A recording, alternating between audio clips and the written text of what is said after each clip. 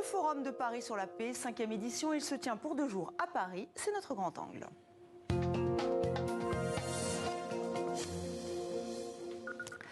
C'est donc la 5e édition de ce rendez-vous international diplomatique lancé par Emmanuel Macron. La paix, un mot qui résonne étrangement en ces temps de guerre en Ukraine. Nous reviendrons aussi sur la place des femmes dans la diplomatie, la gouvernance avec nos invités. Chiara Corazza, bonsoir. Bonsoir. Vous êtes membre du G7 en charge des questions de l'égalité hommes-femmes et vous êtes aussi conseillère sur l'égalité dans ce forum de la paix de Paris. Donc merci d'être avec nous. Alors la diplomatie féminine, ce sera le sujet, le sujet de votre table ronde, Donia Kawash. Bienvenue. Bonsoir. Vous êtes directrice générale de la Fondation Leaders pour la paix, créée et présidée par Jean-Pierre Raffarin, et vous êtes aussi tunisienne, présidente de Tunisienne Fière. Alors la paix, est-ce que ce mot a encore un sens à l'heure de la guerre en Ukraine? Personne ne semble vouloir en parler, ni Vladimir Poutine, ni Volodymyr Zelensky. Alors vous, avec cette fondation, est-ce que vous prenez certaines actions? Est-ce que vous y croyez encore en cette paix? Nous n'avons pas le choix que d'y croire, nous devons y croire. On prône plusieurs actions. La première, qui est pour nous très centrale, c'est l'éducation à la paix. C'est-à-dire qu'il faut former les acteurs de demain, celles et ceux qui vont diriger le monde de demain, à la nécessité de la paix. Pour que la paix soit possible, il faut qu'elle soit inclusive de tous, des femmes. Et aujourd'hui, c'était le thème du Forum de Paris pour la paix. Nous vivons dans un monde où il y a plusieurs crises en même temps. Donc viennent se superposer à ces guerres la transition énergétique, l'inclusion des femmes. Quand ce forum a été créé, il n'y avait pas de guerre en Ukraine. Là, c'est vraiment, ça se met à l'agenda. Absolument. C'est une urgence. C'est une urgence, mais il y avait d'autres guerres. Il y a des conflits dont on parle moins, mais qui sont des conflits aussi meurtriers. Je pense à la RDC. Je pense aussi, c'est une forme de guerre, une violence extrême, ce qui se passe en Iran. Et j'en profite pour saluer aujourd'hui le courage de ces femmes iraniennes qui sont littéralement massacrées au nom de la liberté. Voilà, pour ce rappel de ce qui se passe en Iran. Alors, que peut-on attendre de ce forum? Pascal Lamy, qui est son président, lui plaide pour une réinvention de la coopération internationale. Je cite, mais on va l'écouter. Notre méthode n'est pas la méthode des grandes organisations, des grands traités, des grands messes. Notre méthode, ce sont des coalitions, des solutions, de l'impact, parfois de manière pas forcément très visible. Si nous parvenons à entourer l'Antarctique de zones marines protégées, l'humanité va faire un grand pas en avant parce que la dégradation de l'océan austral autour de l'Antarctique est un problème énorme pour toute l'humanité. Donc voilà pour cette mise au point de Pascal Lamy. Chiara Corazza, je l'ai dit, vous travaillez avec le G7, avec le G20, donc vous connaissez un peu les coulisses de ce qui se passe lors de ces grands forums. On peut encore croire en leur efficacité? Ben oui, et c'est la raison pour laquelle je souhaitais accompagner le Forum de Paris pour la paix. Quand Justin Weiss m'a appelé pour me demander comment on pouvait lancer des initiatives innovantes dans un moment de multicrise, le thème de cette année, c'est surmonter les multicrises. Estelle Martin, moi, je vous remercie vraiment du fond du cœur, parce que dans le Forum de la paix, vous avez bien compris l'importance du rôle des femmes.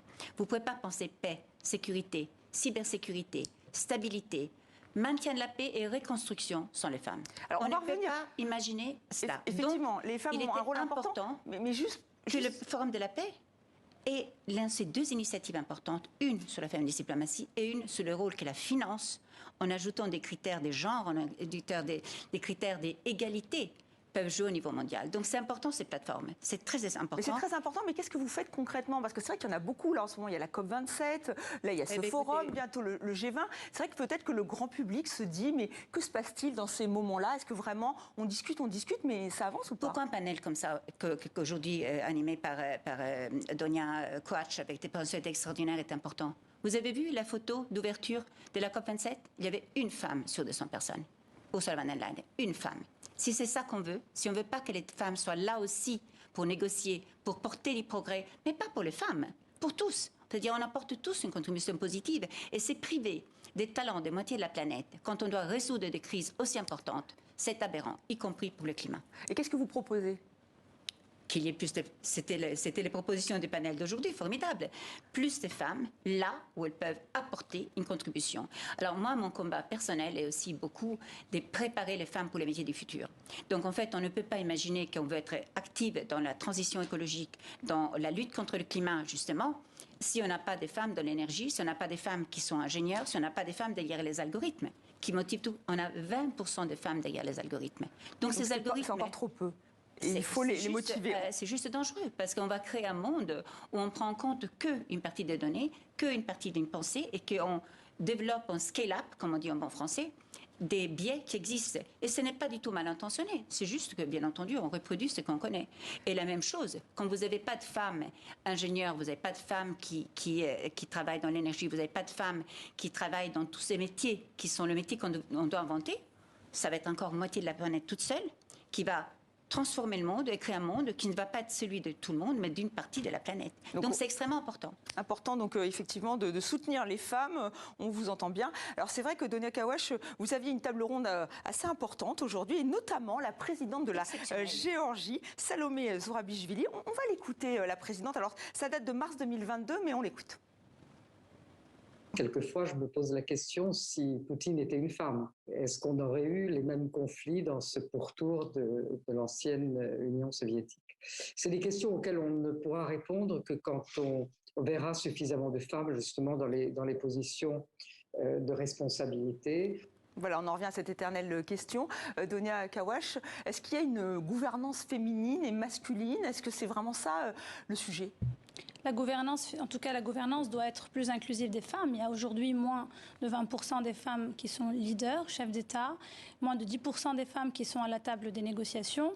Et puis, un point très important... C'est le cas. Vous avez une chef du gouvernement qui est... Donc, c'est une femme. C'était la première fois qu'une femme était nommée dans un pays arabe. Est-ce que ça change les choses, finalement? Alors d'abord, je voudrais dire que la Tunisie pratique la diplomatie féministe depuis 1956, puisqu'en 1956, on s'est doté d'un corpus de lois ultra-progressistes qui a inscrit dans le marbre l'égalité des droits entre les hommes et les femmes.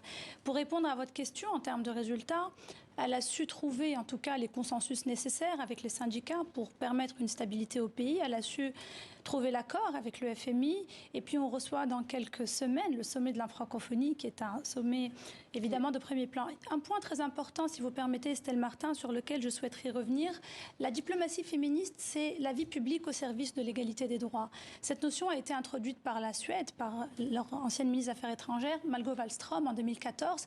C'était l'un des pays les plus développés, les plus avancés, intouchables. Et la Suède vient de renoncer à la diplomatie féministe il y a quelques mois. Et pourtant, la France, par exemple, a une chef de la diplomatie, Catherine Colonna. En Allemagne aussi, il y a Annette Baerbock. Donc ça avance un peu. Ça avance, mais ce que je veux dire par là, c'est que même quand cela semble être acquis, comme c'était le cas pour la Suède, ça peut être remis en cause. On était ce matin dans cette table ronde avec Isabelle Rome, la ministre chargée de l'égalité des droits, qui nous a présenté l'action de la France, en tout cas la mise en œuvre de la diplomatie féministe de la France. Et tout le monde était d'accord autour de la table, y compris le ministre des Affaires espagnol, qui est qualifié de champion du monde, puisqu'ils sont très en avance, ils ont un gouvernement qui est majoritairement féministe et féminin, que cela reste très fragile et que c'est surtout pas assez. Pas assez. Chiara Corazza, il faut donc aider les femmes à accéder à cette gouvernance, mais parfois... Prenons l'exemple d'Angela Merkel. Elle a souvent été la seule femme sur la photo. Vous évoquiez tout à l'heure la COP27. Est-ce qu'elle était vraiment féministe? Pas tant que ça. C'était une autre mentalité parce qu'elle venait des pays de l'Est. Donc, si vous voulez, mais je ne pense pas que tout est passé par les femmes. Moi, je suis très, très, très convaincue que c'est bien les hommes. Donia Kawash parlait aujourd'hui de l'attitude extrêmement positive de ce ministre des Affaires étrangères espagnol. Les hommes sont souvent les meilleurs alliés. Moi, par exemple, je suis convaincue que si on veut vraiment réussir les choses, c'est le public et le privé ensemble. Et combien on a des champions hommes, parce qu'il n'y a que 6% de femmes à la tête des plus grandes entreprises du monde, donc c'est souvent des hommes qui font des initiatives personnels qui se débattent pour que leur entreprise devienne plus performante et plus inclusive, avec égalité de salaire, sans attendre des lois, avec plus de femmes dans la gouvernance. Donc en fait, c'est ce mix-là. Et je voudrais saluer, parce qu'on parle des féministes diplomatie, mais en fait, ce n'est pas que les diplomates, c'est tout ce qui touche l'action extérieure, bien entendu ici, comme on loue les ressources, etc. Et ça touche aussi, bien entendu, la gouvernance. Et la France, en cela, est champion du monde. On ne le dit pas assez. On a 46% de femmes dans le conseil d'administration, ce qui est quand même un record mondial, plus que la Norvège. C'est encore assez... Je vous parle du business. Et nous avons une loi qui est absolument innovante, qui est la loi portée par Marie-Pierre Rixain et par M. Castaner, qui est une loi unique au monde, qui donne maintenant aussi la possibilité de préparer ce vivier des femmes pour accéder au poste de direction. Et quand une femme a un poste de direction, elle prend des décisions. Parce que ce n'est pas question de nombre, il faut une question de pouvoir faire les choses. Parce que le nombre, vous savez, si vous mettez beaucoup de femmes, mais qui ne comptent rien, c'est pas ça qui va changer les choses. Il faut qu'elles aient le pouvoir. Un pouvoir décisionnaire. Je voudrais juste dire une chose, ce n'est pas contre les hommes. C'est leur avantage, parce que cette diversité apporte de la richesse. On voit que tous les fonds qui sont gérés de façon mixte, que toutes les sociétés qui ont pris en compte, par exemple, toutes les notions d'SDG, et quand on pense aux critères d'investissement, on voit que cette performance est ce qu'attendent les générations de maintenant. Donc pas de frontière entre hommes et femmes, il faut travailler ensemble. On a bien exactement. compris. Néné Kaouache, juste parce que là le temps file, mais savoir en Tunisie, vous qui êtes à la tête d'une association, comment on peut faire aussi dans le monde arabe pour promouvoir les femmes ? Comme partout dans le monde, comme vient de le dire Chiara, la question de la diplomatie féministe, c'est une question avant tout de démocratie et d'égalité. C'est-à-dire que les femmes ne peuvent pas être toujours considérées comme des victimes à protéger. Il faut qu'elles soient des acteurs de changement, des change makers, en Tunisie, en Afrique, en Asie, en Europe. Pour regarder aux États-Unis, le droit à l'avortement est remis en cause. Donc tout cela reste toujours fragile et c'est la moitié de l'humanité. Un autre point qui me paraît fondamental, c'est le changement de paradigme.